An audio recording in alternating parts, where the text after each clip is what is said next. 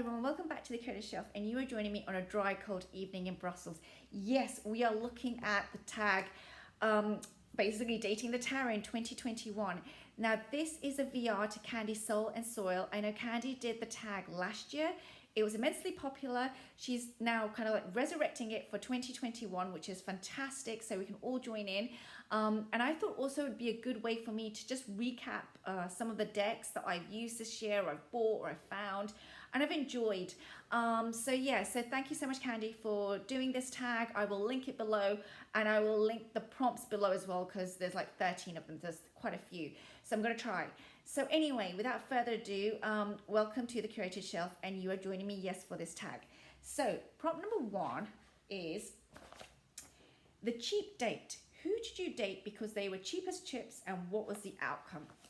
And this was like really just like straightforward to me. As soon as I heard that, I was like, and I saw it, I was like, well, this is quite clear for me. It has got to be the deck that I bought basically on a bit of a whim, because I wanted a deck for the month, and I did a deep dive on it, and that is the other way around, the Dreaming Way Tarot. This is by Rome Choi, illustrated by Quan Shina, and it's a US games deck. It costs 20 euros, sometimes it's even cheaper, and yeah, it's mass market basically. But I picked it up, and I have to say I was really blown away by it. Now, these are the backs, which are like, it's okay, but the illustrations are just amazing, and the expressions on people's faces has been done just so well. Yeah, I don't know what else to say. I love the costumes. I like the fact that it's a bit kooky. They sometimes feel like clowns, sometimes. I don't know, it's just surreal. Sometimes I'm like, am I in the Victorian period? Am I in the Renaissance? Like, what period of time am I in? But I think it's just doing all the things that decks are meant to do. Like, you know, just take us out and show the same kind of like, I don't know, emotion or feelings or action, but from a different perspective. And this deck definitely does that. The other thing that I absolutely love about this deck, and if somebody wants a deck which they really want to get to know the court cards, it's this deck. And I love the pages in this deck. The pages look like they're about to kick ass, basically, some of them. So I really enjoyed this deck. You know, the illustrations are gorgeous. Sorry, my cat's playing up right now. The illustrations are gorgeous, and you know, it's just been so well done, and I just cannot believe that you can get this mass market. This could have easily been an indie deck.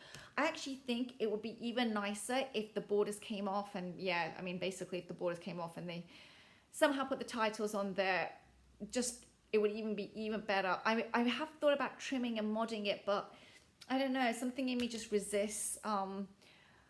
Yeah, I think if I trimmed it and mod, I would then end up edging it, and then there would be, I don't know, bleed. I don't know. I have to still think about it.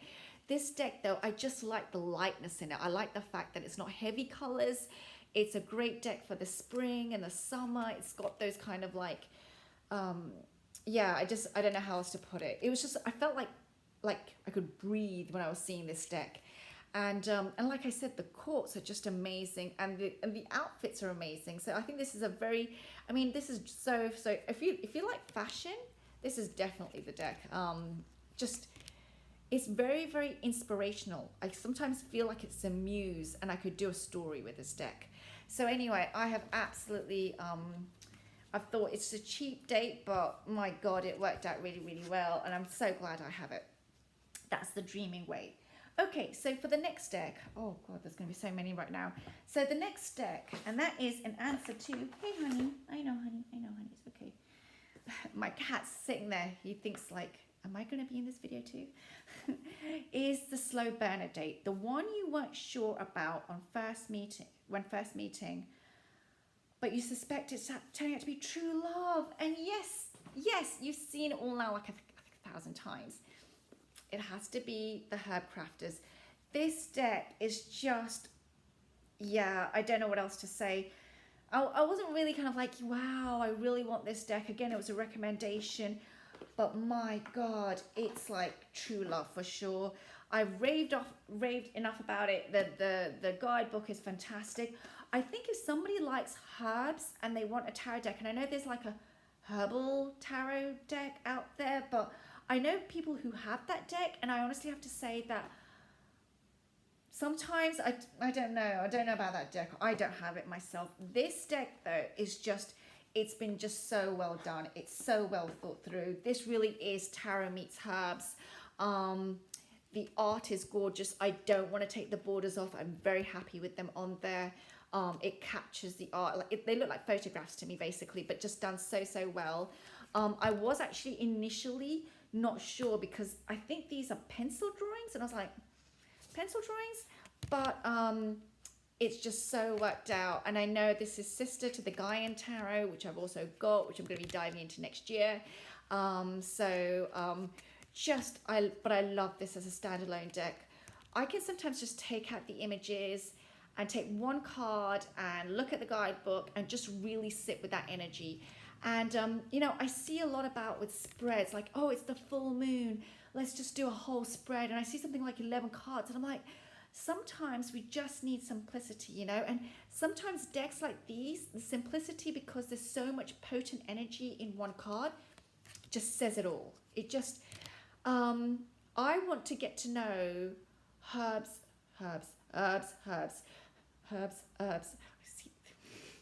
This is what happens when you're called also in intensive French. It's like your H's are just like, whoa, all over the place. But anyway, I really want to get to know herbs a lot more because of this deck and another deck I'm going to show later.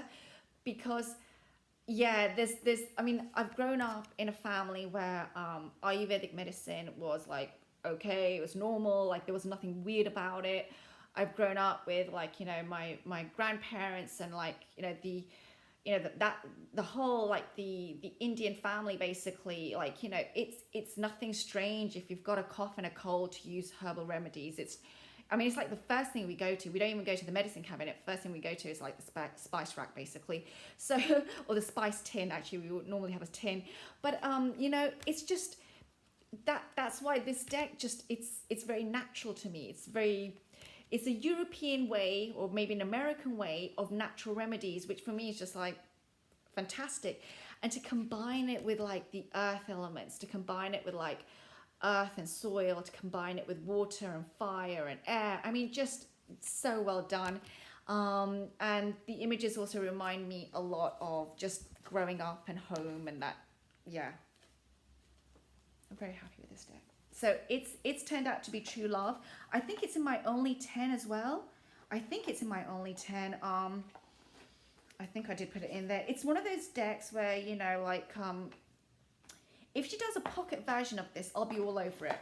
Just for me to carry with me somewhere in case I need it. It's one of those kind of decks, definitely. Okay, so that's the Herb Crafters, and that's the Slow Burner. Okay, so then the next one is the Blind Date, because we are impulsive humans, and sometimes we just rush into things. And then we purchase the date, and basically, who did you date without looking or thinking? And this is a very good question. This is when I kind of like have to be so careful. This is a bit of a rash impulse, and that is got to be this deck, the Witch's Wisdom. Now, I bought this last year, at the end of last year, and I used it in December. Or did I buy it in autumn? I can't remember. I used it in December. I worked with it throughout the whole of December. I understood the system. I understood that the majors were the other way around and all that kind of stuff. I mean, it wasn't really like, whoa. But, and it comes in a beautiful box. It's a Hay House production. I should have mentioned, sorry, going back to the Herb Crafters, I should have said it. The author is, I want to just get the names right. Turning all the way around, here it is. Artwork by Joanna Powell Colbert, who's done the Gaian Tarot, and written by Letitia Guthrie. So going on to the Witch's Wisdom, it's by Phyllis Currett and artwork by Daniel Barlow. Now, the reason why I bought this deck was because the artwork is just gorgeous. It comes with a really good comprehensive guidebook. The production is Hay House. And it comes with its own little bag, so you can just get rid of the box if you wanted to and just keep the bag. The reason why I haven't got rid of the box and all of this is because I might be passing it on, and then I'd like to give the other person like the full piece, you know, the full experience kind of thing. And I'm somebody that likes to try and really take care of my decks, you know. So anyway, here you go. Here we go. Here we go. Here we go. So the actual art is gorgeous, and it's right up my alley, right? We're looking at landscapes. We're looking at paintings. We're looking at earth and fire and water and air, and we're looking at like that, you know, the body, animals. It just really is the stuff that I love. This is where I get a bit frustrated though. I understand the concept of it, but for me, the thing is that when I work with the tarot, I also work a lot with the planetary energies. I was saying this to somebody earlier today, actually. I work a lot with planetary energies, and I do have in mind the astrological changes that we're going through. And so, you know, which planet is within which constellation? Are we in a Mercury retrograde? Are we, you know, where is Jupiter right now? And if I'm really doing a reading for someone, I will ask them for their sun, moon, and rising signs, which is very easy to find out these days. Like, I really try all of that. And it doesn't have to be so complex. But because I've got that lens that I'm going into, with a deck like this, or with a lot of decks, I then need to actually really grasp the what I'm seeing as well very quickly. With this system having its changes, I just got a little bit too confused. I was like, am I looking at the moon as number 19, or no, sorry, number I'm losing it now. The moon is number 18, or am I looking at the moon? Because what happens is, for me, is if I let's say look at the moon card, of course I'm going to also relate it to the hermit card because of their, you know, their numerological links and all this kind of stuff going on. And at that moment, what I can't, then the numerology kicks in. So at that moment, if the numbers have been switched around, I'm like, wait, what is it?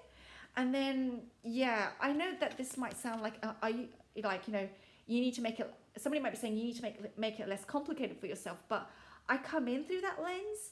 So I would have to kind of like put all that aside and just look at each card as it is and then relate it to the book. And this was a big lesson for me. And the reason is that I don't want to blame the deck so much. What the lesson for me was it's a bit similar to the Dreams of Gaia. I really love learning the areas that I'm learning. I'm not necessarily drawn to learning a new tarot system like RWS, Thoth, and Tarot de Masse. Loving it.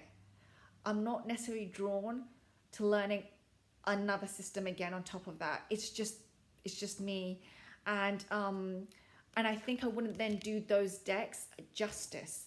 Whilst I've seen people fall in love with the Dreams of Gaia, and today, or was it last night, I saw somebody, you know, purchase that deck, and they were showing the guidebook, and it looks amazing, like the guidebook, the content, the artwork, all of it. But what I just don't want to do is buy a deck, and what's happened with this, similar will happen with that one, where it just sits there because I'm not making the effort. And I just want to be honest about that. You know, I'm making a lot of effort right now with Thoth. I make a lot of effort with, you know, there's something else right now. And I want to focus my energies in that sense already. And if I want to actually do the system again, I'll come back to this then, because this is such a beautiful deck. You know, it does deserve that. But I mean, the minors in this deck are just stunning, and I love this. I love the Six of Air. I love the guidebook on it and everything, but it was the majors that got me all kind of like confused. And sometimes I'm thinking maybe I should just like get one of those sticky labels that you can easily peel off and just relabel all the majors according to what they are in the traditional RWS, which I know you're not meant to do, but and then work with it. I don't know. Maybe maybe that will work for me. But yeah, it's just. It is a beautiful deck. And I thought this was a bit similar to the Gaian Tarot, you know, in that sense. But I think now, upon reflection, this deck is of its own right. And I'm not ready to let it go yet because I love the images so much. But I feel a bit disappointed with myself for having rushed to buy it and not thought about, like, the time that I do need to invest in a deck like this. Because I mean, look at this, 8 healing. Gorgeous, right? But again, I'd be like, wait, where's 8? Because we're going backwards. So which one would 8 be? This is the bit which, yeah, I don't know. Like that's, but then I see something like this, 4 of fire, right? This is the wands. Oh, just look at that. Just, I don't know. I don't know what else to say. If the illustrator does the deck with somebody else, and it's more just close to the traditional system, I know I'd snap it up very, very quickly. Okay, so that was the witch, the other way around. That was the witch's wisdom. Okay, so prompt number, what time is it, by the way? So I'm just checking time here. Ooh. Prompt number 4, the rebound date.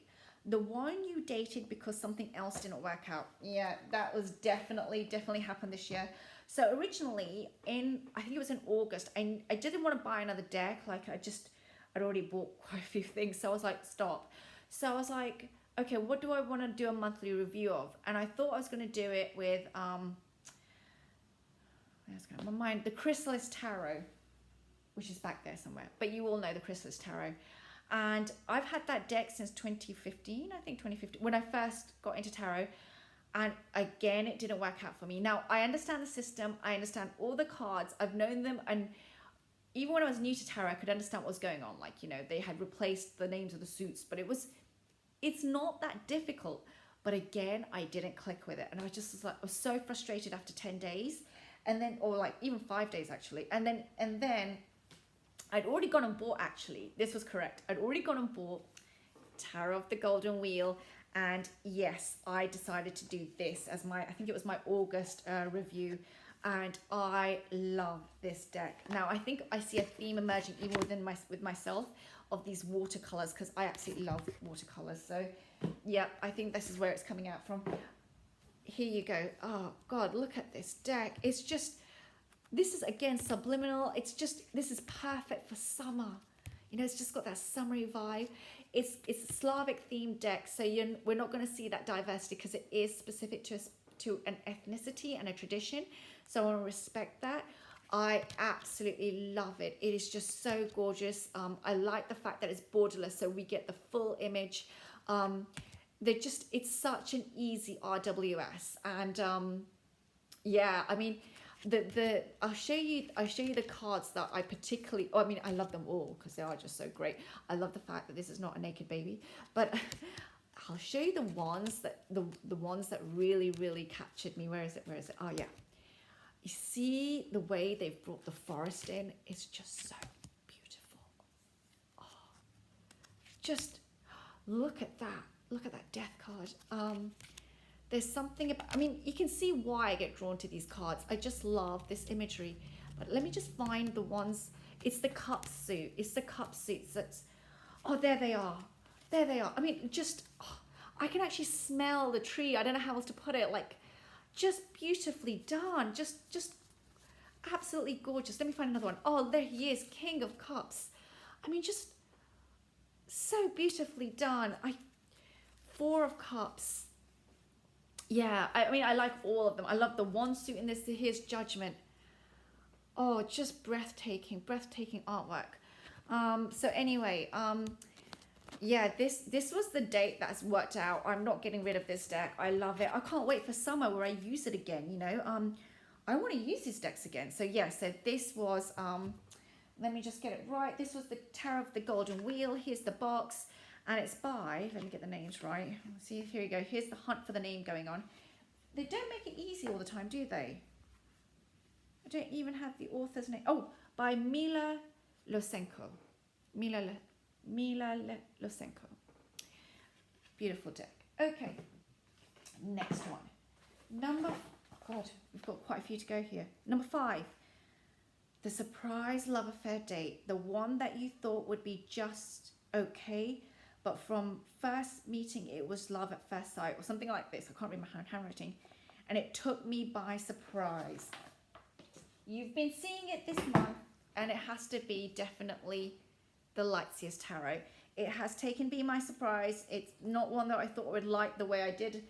And actually, just honestly speaking, she reads I mean, like, she reads me really well. It's not that I need to read the deck really well. She reads me really well, which is really scary. This deck is just stunning. It's gorgeous. You've all seen it. It's by Chris Ann. Here are the backs. It's by Chris Ann. Just gorgeous, gorgeous deck. It needs edging still, but I'm not edging it right now because my edging is too crap, and sometimes I think it bleeds through, and I don't want to ruin the deck right now. So that's why I'm a bit hesitant. But gorgeous deck. But this is why I find it really, really strange. Like I said, it's not about me reading her. She's reading me, and she's doing a very good job of it. So this deck has been, you know, I've really been the fool on this journey, and she's taking care of me through it, actually.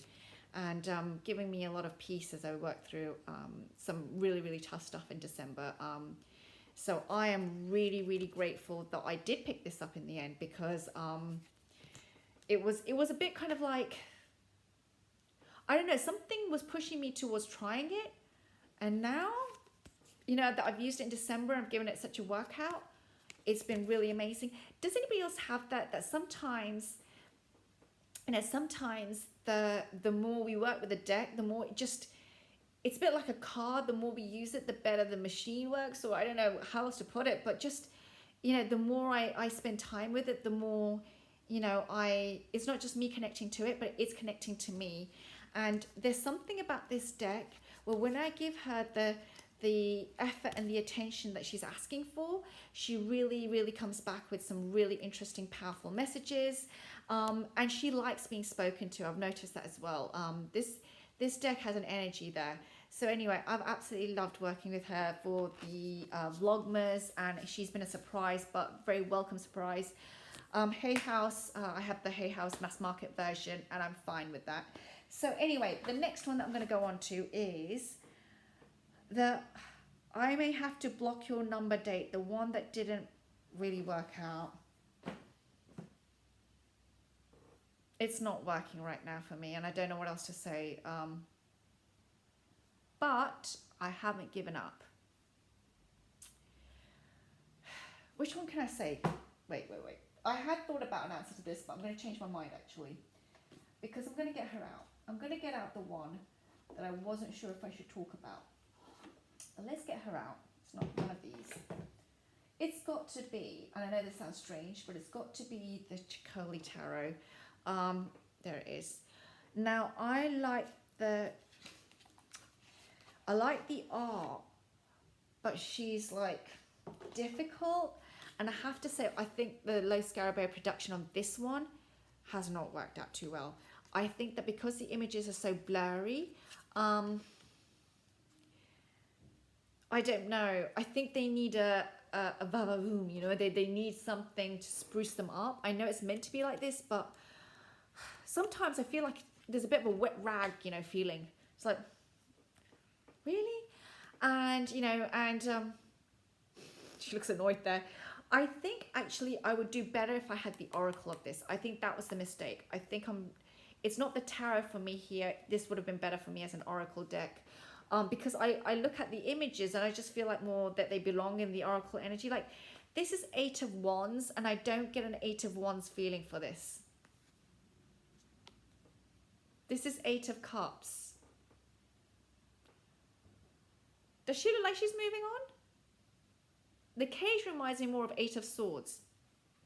You know, that's why I'm like, this looks like victory. This is 6 of Wands. So this is why, you know, okay, she's not meant to be read as the RWS, but then I need more. I need to know what is she meant to be read as, because the depictions are interesting, but I think, again, if these all images had been done, let's say, as an oracle deck, I think they would really, really fly, you know, open it up. So that's why I need to try the oracle deck for this one and see what happens with it. So, yeah, this is the one where I'm like, okay, let's move on. Let's move swiftly on. Yeah, okay. The next one is the Stormy On-Off Date, the one that I can't stay away from, and it's passion, it's lust, and it's fighting. And yes, I do have one that's like that, actually. Let me just, oh my God, it's like a box boxes everywhere. Okay, this is it. This is the one which is Stormy On and Off. It is the Darkwood. I'm afraid she falls into this category because I can read her. Sometimes the messages are so clear, and sometimes, very annoyingly, I don't understand. Like, what are you trying to tell me? And now I've edged her, and this is a deck which also sometimes I'm okay with and sometimes annoyed at. And the reason why I'm annoyed is sometimes it's a bit pippish. I don't know how to say it, but it's a bit pippish, and I'm like, you could have done more. So anyway, this is the deck. You know, I love the color tones of this deck, and I've said it in my review of this deck, I really, really love some of the minor arcana. I love the interplay between witch and vampire. It's so good. And you know, this is the Nine of Pentacles, and this looks beautiful, but sometimes, I mean, the Fool is gorgeous always in this deck, but you see, here we go, Three of Pentacles. This reminds me of the Nightmare Before Christmas, you know, where you're just like, come on. So I don't know what else to say, but yeah, this deck sometimes it's just so spot on, like this Five of Cups, and then sometimes I'm like all of the aces were a little bit like, is this it? Is this what you came up with? Like, and then look at the Strength card, beautifully done. So I don't know, it's a bit of a hit and miss, and there's passion. Sometimes she's really, I mean, this deck, sometimes I've had some very, very clear answers from this deck about my own mood, where I'm at, and the insight into something that I'm not seeing within myself, like a blind spot. Look at that Seven of Swords, gorgeous. But sometimes I'm annoyed by it. Now, I like this ace, but sometimes I'm just so annoyed by it. Like, I mean, I love this King of Pentacles, and then there'll be a few where I'll be like, I mean, like, this is beautifully done, this Eight of Wands. It doesn't, for me, communicate an Eight of Wands energy, but it is beautifully done. But then sometimes they will look a bit similar. Like, this is the Queen of Wands. Beautiful. But then this is the Ten of Wands. And this doesn't convey to me Ten of Wands.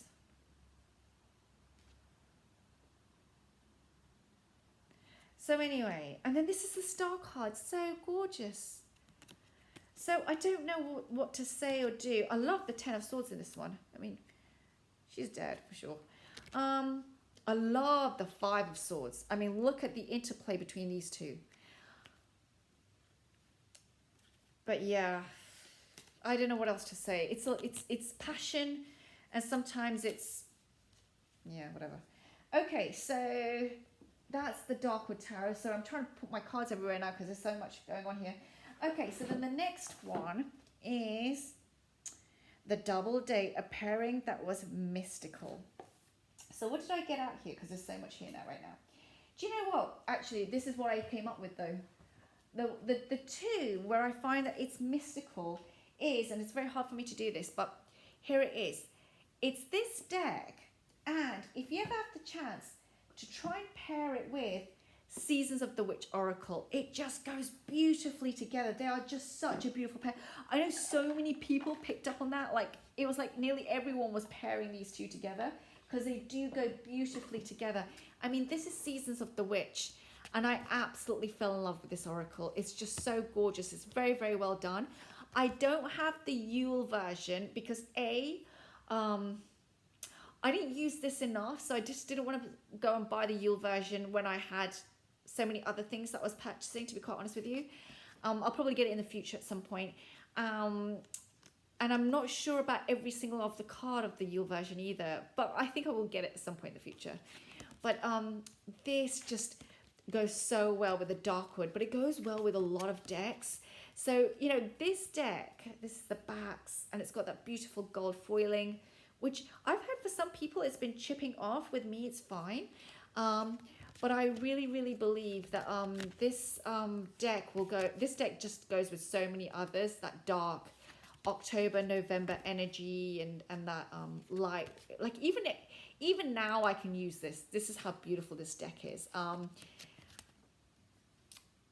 God, look at that. Look at that spider. Oh yeah, this is me. But anyway, really loving this deck. Look at these bats. I mean, they capture that witch energy so well. I mean, it's a gorgeous, gorgeous deck. Look at this graveyard. So it's kind of like a bit of a weird answer, but what I'm trying to say is this will pair magically with a lot of stuff, including the Darkwood Tarot. Actually, it would go really well, I think, also with the Hush Tarot. Okay, so that was that. Then the next one. What's the next one? Okay. The Friends with Benefits Date. Who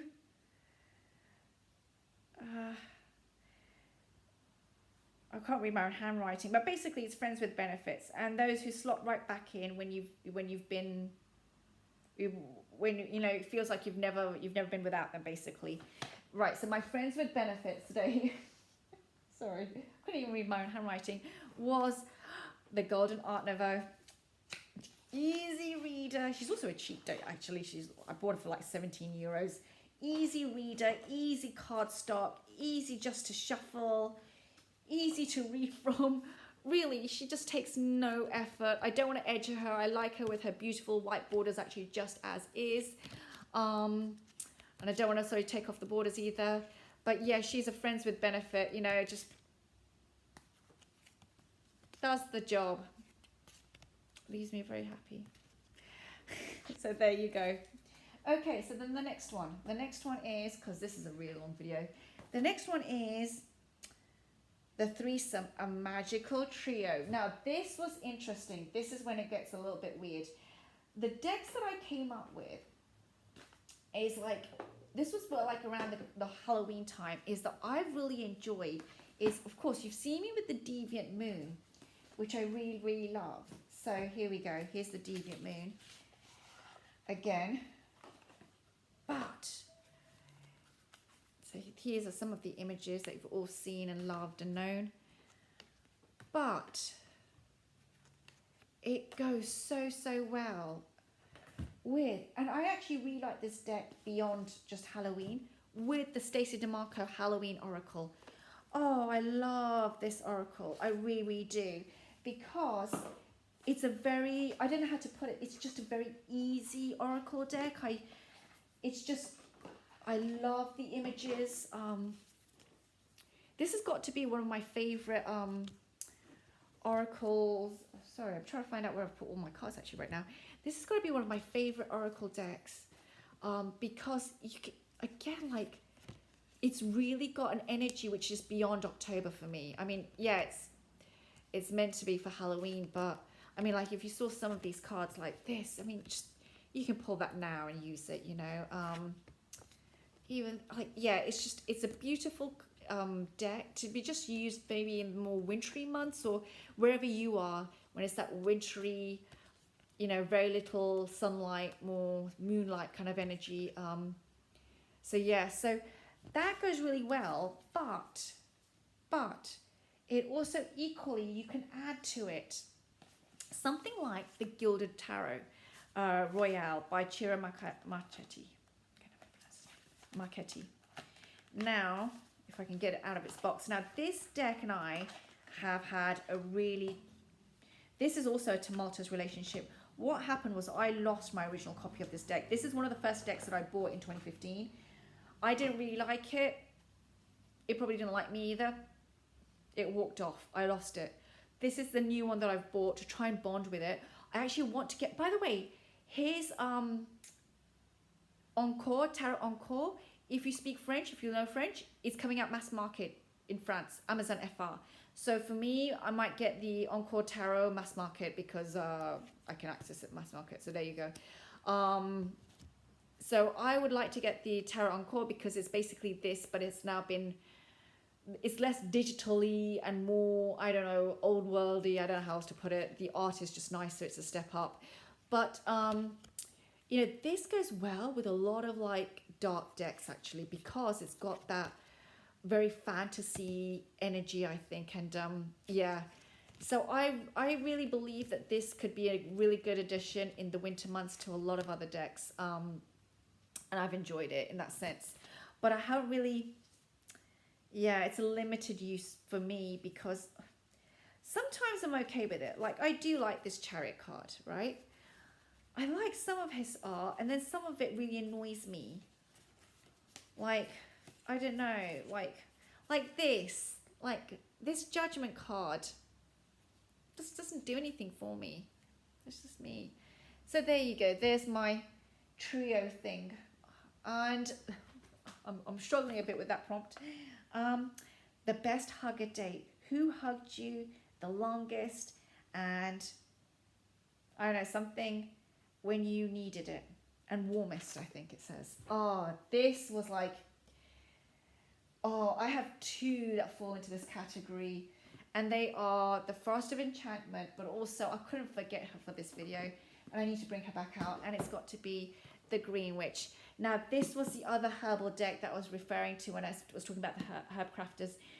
This deck is really, really good in terms of herbs. Now, I know it's very kind of like rudimentary in that sense. I know those who are into herbs, they have a lot more knowledge, and this would be like too introductory for them.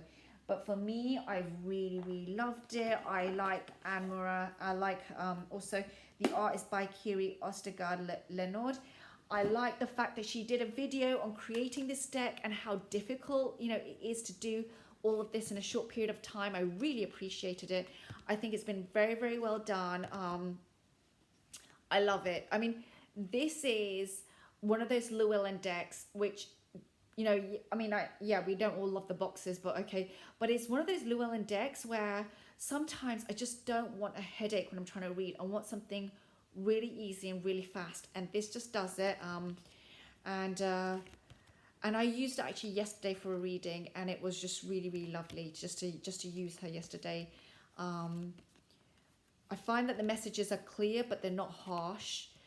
This deck, for me, for some reason, works really, really well on, and I guess it goes with the name, on abundance issues. If you're looking for something to work on with abundance issues, for me, like hearth, home, abundance, not just when it comes to money and financial, but hearth, home, you know, abundance when it comes to love, abundance when it comes to comfort, abundance when it comes to security and a sense of peace. This deck just really, for me, fills that spot, and I'm so, so grateful for it. I mean, I say that, and then the Lovers cards appears, the Lady and the Lord, but it's such a good deck in terms of just, and then the Three of Cups appears. So yeah, it's very much for me a deck which helps me to remember that I don't need something to fill that hole. Well, I'm using a deck, but what I'm trying to say is yeah, it helps me to remember that, like, if I stick to my guiding principles, I'm going to be okay, you know, and that I think is really wonderful. Okay, so the next one was also in terms of hugs, you know, and I won't show you now, but also the Frost of Enchantment did that. The True Love, and this is the real thing, and I think I've now spoken about it on this channel like 100 times, but I bought this deck in December 2020, and it sat on my shelf for 9 months with the seal on it, and it is the Everyday Witch. It's True Love. It is True Love. I love her. I know it's a very simple deck with a very simple book, but I really, really love this deck, and I am so grateful to the creators, Deborah Blake and then Elizabeth Alba. Yeah, it's very personal deck to me. This is one of those decks, I think it was in another VR, like, what's a what's a deck that you wouldn't share with someone else? I wouldn't share this with someone else. It's too personal. It's just too personal. So yeah, this is the deck that, it's a hug. It gives me a message. It's very clear. It's very fast. It's very on point. It's very consoling for me, and that's the word I want to use. It's very consoling. And when I have something, and why it's true love for me is that, for me, that feeling of true love, it needs to be connected with a sense of peace, security, stability, joy, laughter, all those things. You know, it's not just the first bit of that romance. And this deck for me always feels like it's in for the long haul, you know, it's in for that journey. I say that, and that's when the Two of Cups comes up. These decks speak to me. But yeah, it's in for the long haul. It's in for that journey. It's in for being there for me, you know, when I'm at the toughest point and I need to see the light, you know, I need to see that light coming up, you know, at dawn. I need her when I need to think things through and trust my inner self, my intuition. And I need her when I'm going back into memories, and they're sometimes very difficult. And the little cat companion and its expressions, the amount of thought that went into making this deck is just, it's something else. I'm in a story. I'm in a fairy tale story. I'm in a fairy tale, but this time the author is bringing me with them and helping me, you know, to create and you know, reminding me that, like, you know, I am loved, you know, and sometimes I've made bad choices, but and I've tied myself in knots. I need to find my way out of it. You know, I do need to face things, but I find my way. Always. Yeah, here we do. Let's come back to the Queen of Cups. Here I am. So yeah, this deck just, yeah, I don't know about the whole soul deck thing, but she's what is it, Kelly says, pieces of my soul. Yeah.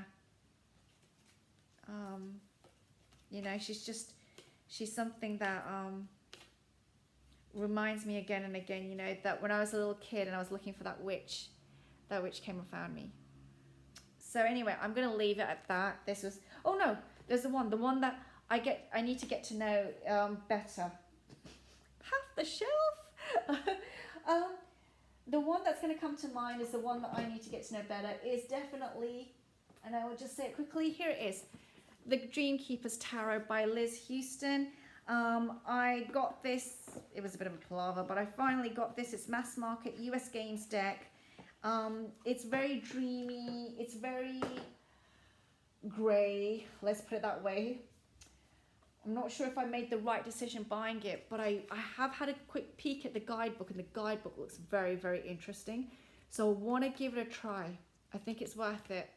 And I think this is one of those decks which I would regret not trying if I just got rid of it. So it's a little bit different, but I want to give her a try and just sit with her for a bit. And so this is the one that I need to get to know better. Okay, so that's it. That's my decks for this tag. We're at 43 minutes, so I'm going to wrap up. Thank you for joining me today. It's always fun to do these things, and I will see you all soon because we still have Vlogmas going. By the way, before I forget, just some news. If you're interested in any work by MJ Cullinan, who created the Crow Tarot, she did also lots of others, such as the Foraxa, which is one of her more recent decks, which is still indie. Guardians of the Night has now gone to Hay House and will be published in June 2020. So if you're interested in Guardians of the Night, you can snap it up at mass market prices in the middle of next year. I am definitely going to do that because I love her stuff and I love that deck, but I didn't get a chance to buy it because it is indie. So really, really looking forward to that. So just a bit of news on the horizon of what's coming next. And I can't remember the next thing or the other thing. I've probably forgotten by now. But yeah, I will see you all soon and have a lovely rest of the weekend wherever you are. Take care now. Bye.